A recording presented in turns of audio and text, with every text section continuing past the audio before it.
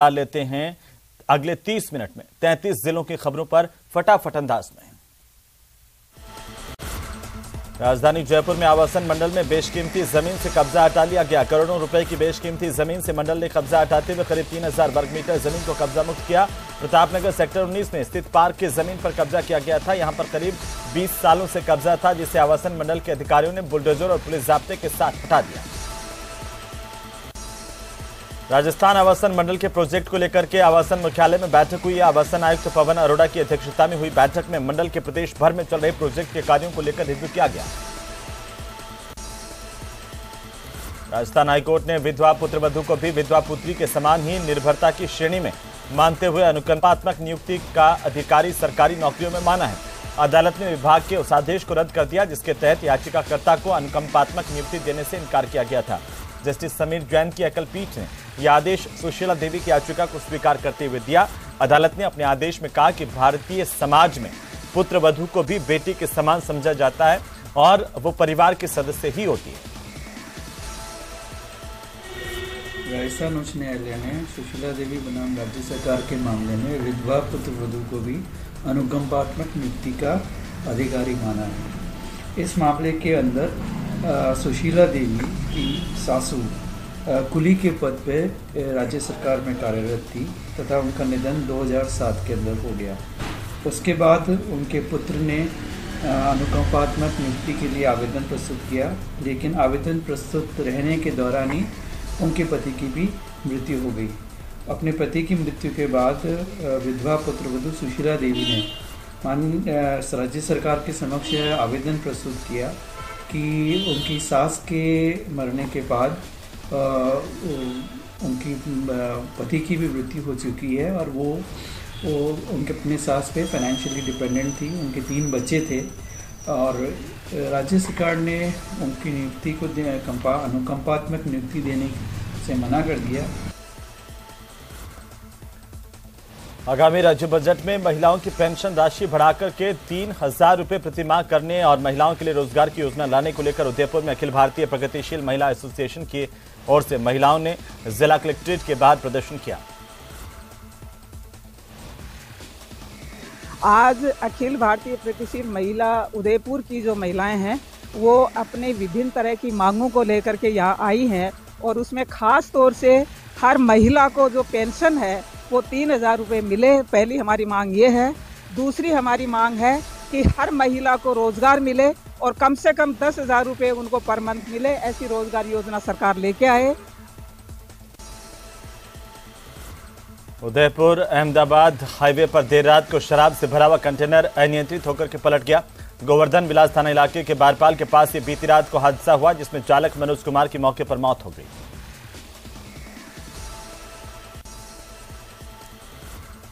भाजपा प्रदेशाध्यक्ष सतीश पूनिया 2 दिन के दौरे पर डूंगरपुर पहुंचे। इस दौरान सतीश पूनिया का मोतली मोड़ पर बीजेपी के प्रदेश महामंत्री सुशील कटारा समेत पदाधिकारियों की ओर से जोरदार स्वागत किया गया। इसके बाद सतीश पूनिया 84 विधानसभा क्षेत्र के सीमलवाड़ा में जनाक्रोश सभा में हिस्सा लेने के लिए पहुंचे। सीमलवाड़ा खेल मैदान पर सभा के दौरान सतीश पूनिया ने बेरोजगारी और कानून व्यवस्था को लेकर राज्य सरकार पर बड़ा निशाना साधा। राजस्थान में मैं 90 से राजनीति में हूँ। इस तरीके की नकारा, निकम्मी, भ्रष्ट और आक्रमण्य सरकार मैंने नहीं देखी। इन 4 वर्षों में सबसे ज़्यादा अपराध राजस्थान में हुए। कोई क्षेत्र बचा नहीं जहाँ चोरी, डकैती, हत्या, लूटपाट नहीं हुई। 17 बलात्कार महिलाओं के साथ प्रतिदिन होते हैं, 7 हत्याएं होती हैं। दूसरा बड़ा जुर्म किया इन्होंने किसानों के साथ में। किसानों को ये कहा कि 10 दिन में कर्जा माफ़ कर देंगे। राजस्थान के 60 लाख किसान आज भी कर्जा माफी का इंतजार कर रहे हैं। 18,000 किसानों की जमीनें नीलाम। उधर अलवर जिले के बहरोड में जिला अस्पताल गोलियों की आवाज से थर्रा गया। दरअसल जब पुलिस कुख्यात बदमाश विक्रम गुर्जर और लादेन को यहां पर मेडिकल जांच के लिए अस्पताल लेकर पहुंची तभी कुछ लोगों ने इस पर जोरदार हमला कर दिया और फायरिंग की। फायरिंग की आवाज सुनकर अस्पताल में अफरा तफरी मच गई। इसके बाद पुलिस ने मोर्चा संभाला। फायरिंग के बाद तुरंत बहरोड थाना पुलिस लादेन को सुरक्षित बहरोड थाने लेकर के पहुंची। वहीं बदमाशों की ओर से की गई फायरिंग में 2 महिलाओं के पैर में गोली लगी है। एक बदमाश को पुलिस ने यहां से दबोचा है। विक्रम लादेन जो हार्डकोर क्रिमिनल है उसको मेडिकल एग्जामिनेशन के लिए लाया गया था। जाब्ता जो साफ था, नियमानुसार था। और जब इसका मेडिकल करा के वापस जा रहे थे तो इसके विपक्षी गैंग का जो इसके शुरू से खतरा था, हमने इसको आगाह भी कर रखा था, पुलिस को सुरक्षा भी बढ़ा रखी थी इसकी। उनके अभी तक जो सूचना है उसके हिसाब से 3 अपराधी थे जिन्होंने अंदर। वहीं अलवर में राजकीय धर्मचंद गांधी महाविद्यालय के छात्र संघ शपथ ग्रहण समारोह में बीजेपी प्रदेशाध्यक्ष सतीश पुनिया शरीक हुए। कार्यक्रम के दौरान बीजेपी कार्यकर्ताओं ने भाजपा प्रदेशाध्यक्ष सतीश पुनिया का जोरदार स्वागत किया, साथ ही उन्हें मोमेंटो प्रदान कर सम्मानित किया गया। इस दौरान अलवर सांसद बालकनाथ भी मौजूद रहे।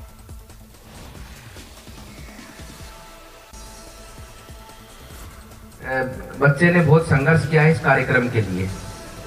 इस बच्चे ने लगातार 3 दिनों तक अनशन किया, जब जाकर ये कार्यक्रम आज यहाँ पर हो रहा है।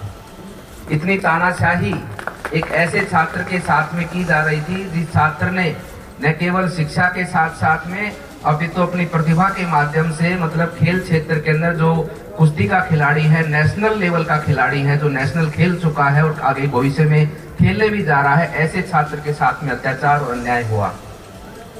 छात्र की भावना थी कि ये कार्यक्रम आपकी उपस्थिति में हो, लेकिन तानाशाही का देखो किस प्रकार से यहाँ पर खुला तांडव चला कि शुक्रवार को मुख्यमंत्री अशोक गहलोत का बांसवाड़ा का दौरा है। इससे पहले जिले के प्रभारी मंत्री भंवर सिंह भाटी ने बांसवाड़ा कलेक्ट्रेट में एक बैठक ली है। इस बैठक के दौरान उन्होंने राज्य सरकार की तमाम महत्ती योजनाओं की समीक्षा की। वहीं उन्होंने तमाम अधिकारियों से सवाल जवाब किए और बताया कि किस तरह से इस योजना को जल्द से जल्द पूरा किया जा सकता है।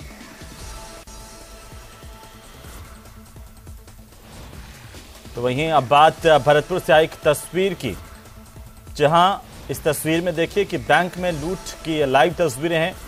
दिन दहाड़े बदमाश बैंक में दाखिल हुए, मुंह पर बांध करके, कंबल ओढ़ करके और फिर हथियार लहरा करके बैंक के कर्मचारियों को बंधक बनाया। आराम से 6 लाख रुपए की लूट की वारदात को अंजाम देकर फरार हो गए। वैर इलाके की ये तस्वीरें सुरक्षा व्यवस्था को लेकर कई सवाल खड़े कर रही है। बहरहाल इस पूरे मामले को लेकर पुलिस की जांच जारी है। आए थे यहाँ पे जी, 3 लोग आए, बस सीधे आए यहाँ पे, देखा काउंटर पे, देखे बस बंदूक तान के बस देखे और उधर से घुसे, इधर आए, कैश केबिन खुलाया, कैश ले गए, बस हमारे को तो उसमें बंद कर दिया। कितना कैश था सर? कैश तो एग्जैक्ट हमने काउंटर थोड़ी किया, अमूमन अराउंड 8-10 लाख होंगे। अच्छा, 8-10 लाख। उधर भरतपुर में एक नाबालिग का पीछा कर उसके साथ छेड़छाड़ करने के मामले को लेकर मथुरा गेट थाना पुलिस ने एक बुजुर्ग को गिरफ्तार किया है। इस आरोपी ने केतन गेट के पास कोचिंग जा रही नाबालिग से छेड़छाड़ की वारदात को अंजाम दिया। बीकानेर में 26 जनवरी से शुरू हो रहे राजीव गांधी शहरी ओलंपिक खेलों के लिए तैयारी शुरू हो गई है। ओलंपिक में भाग लेने के लिए खिलाड़ियों को 15 जनवरी तक ऑनलाइन रजिस्ट्रेशन करवाना होगा। बीकानेर नगर निगम समेत 7 पालिकाओं के 210 वार्डों में खेलकूद प्रतियोगिताओं का आयोजन किया जाएगा। इस दौरान 7 खेलों के मुकाबले होंगे। खेल आयोजित होने जा रहे हैं। इसमें 7 खेल हैं जो नगर निकाय हैं जिले के, उनमें ये खेल आयोजित होंगे। नगर पालिकाओं को एक यूनिट माना है और नगर निगम को जनसंख्या वार्ड के हिसाब से अलग अलग क्लस्टर डिसाइड किए जाएंगे। 26 जनवरी से खेल प्रस्तावित हुए हैं।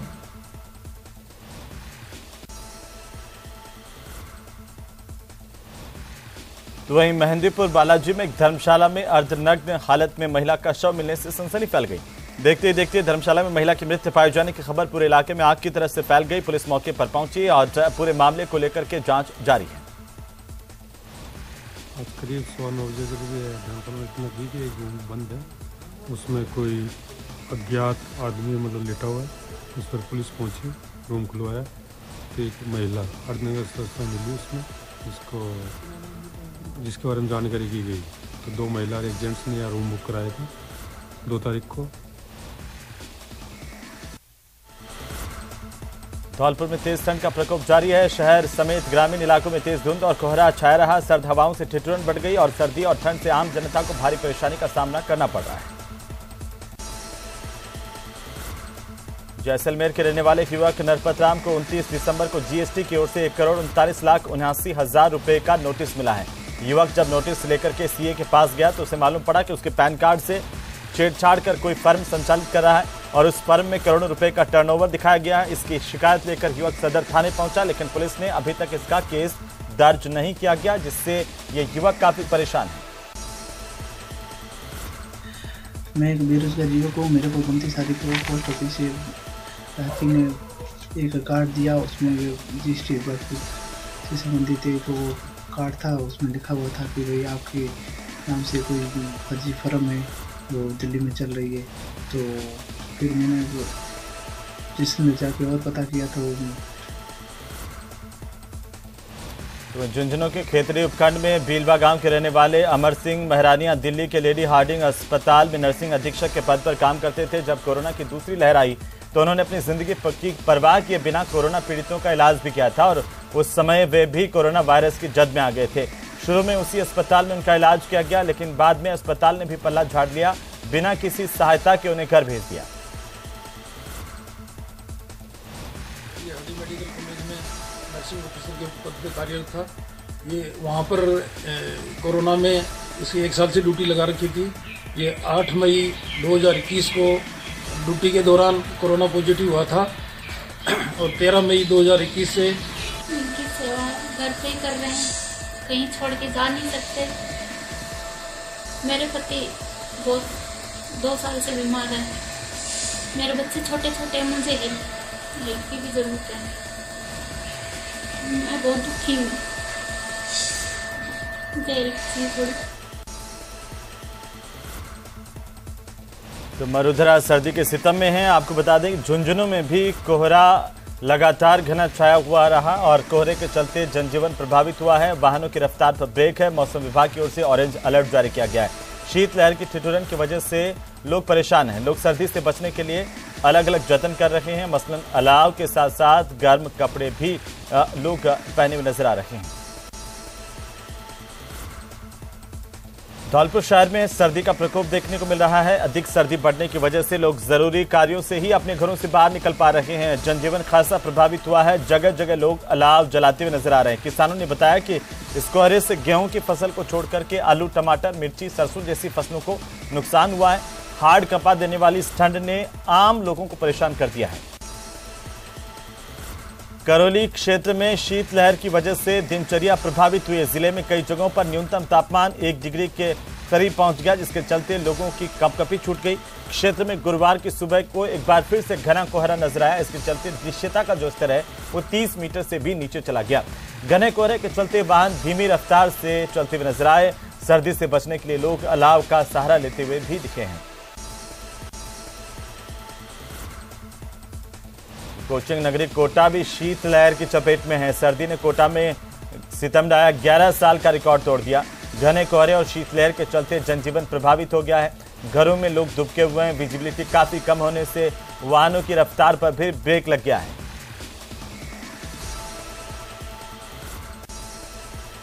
नागौर में सरकारी डॉक्टर ने अस्पताल परिसर के अंदर तेज स्पीड कार से 3 मरीजों को कुचल दिया। साथ ही एक प्राइवेट एम्बुलेंस को भी पूरी तरह से क्षतिग्रस्त कर दिया। इस घटना में एक बुजुर्ग मरीज की मौत हो गई, जबकि एक प्रेग्नेंट महिला और एक अन्य मरीज की हालत गंभीर है। जानकारी के मुताबिक जेएलएन अस्पताल के परिसर में आरोपी डॉक्टर नशे में धुत होकर के तेज रफ्तार में कार चलाता हुआ पहुंचा था। उसने 3 लोगों को कुचल दिया, साथ ही एक एम्बुलेंस को टक्कर मारी। गाड़ी बनवाई पहले पटे एक आदमी उठाई पचटो लुगाई ने मैं अटी गाड़ी का हारो लिया खड़ो मतलब तावड़ा अट अंत ही गाड़ी पहले ठोक बचीट लागन आलो जी तो मैं भी गाड़ी में जंप ले कूद को पची गाड़ी की बचीट लागो। उधर नागौर के मकराना में फायरिंग का एक मामला सामने आया। आपको बता दें कि अज्ञात बदमाश ने व्यापारी की कार पर फायरिंग की। जानकारी के मुताबिक मकराना के किडोलिया ढाणी के निवासी भंवरलाल की चलती हुई गाड़ी पर फायरिंग हुई है। व्यापारी के मुताबिक कार पर 2 राउंड फायर किए गए, जिसमें एक गोली हवा में लगी और दूसरी गोली गाड़ी के नंबर प्लेट के ठीक नीचे लगी है। वहीं हालांकि पूरे मामले में व्यापारी भंवरलाल को कोई नुकसान नहीं पहुंचा है।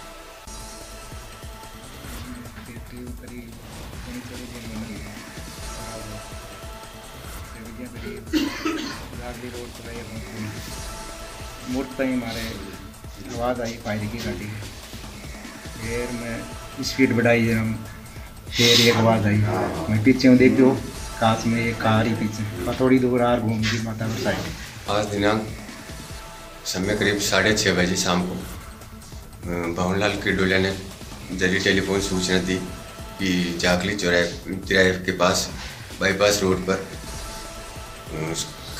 अपनी कार से घर आते वक्त गाड़ी के पीछे से किसी ने फायरिंग की। उक्त सूचना पर मैं जाब्ता सहित मौके पर पहुंचा।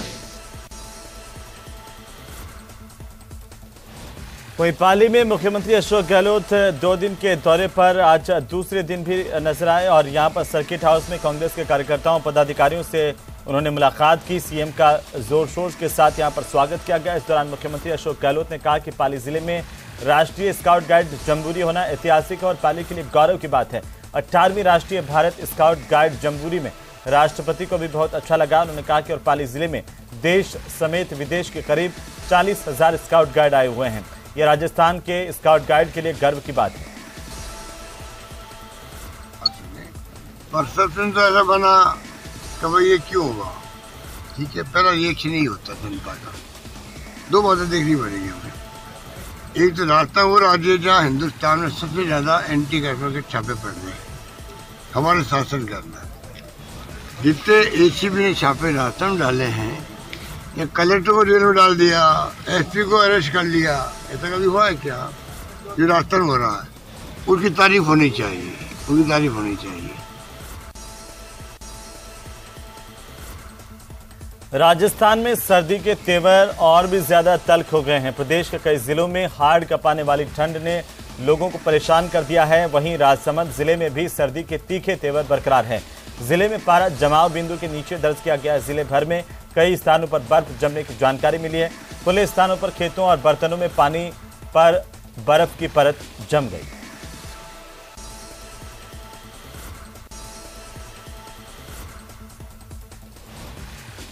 तो वहीं सवाई माधोपुर में भी घने कोहरे का असर देखने को मिला। कोहरे की वजह से जनजीवन अस्त व्यस्त हो गया। कोहरे का सबसे ज्यादा असर सड़क यातायात और रेल यातायात पर पड़ा है। सड़कों पर विजिबिलिटी काफी कम है। घने कोहरे के चलते कई ट्रेनें देरी से चल रही हैं।